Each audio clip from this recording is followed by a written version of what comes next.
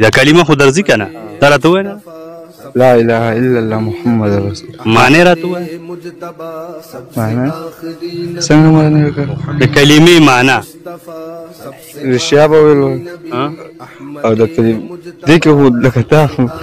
تا ورته پنځه فرض دي کې که نه پنځه کلمې معنی ورته ووایه معنی راته ووایه معنی تا نه مې تپوس کړی معنی راته پښتو کې پښتو کې ووایه د رښتیا ویل او د دې وړاندې به وخت کلمې معنی پېژنې معنی څه ته وایي راشه وې ته ورته د کلمې معنی ورته ووایه شابه لا اله الا الله محمد رسول الله نشته لایق د عبادت بغیر سوا د یو الله نو راشه ووایه که نه چې تا راځي نه ووایه دا دله درځي د معنی پوره وي تا واورېده بیا هم نه ده څنګه نشته د لایق عبادت بغیر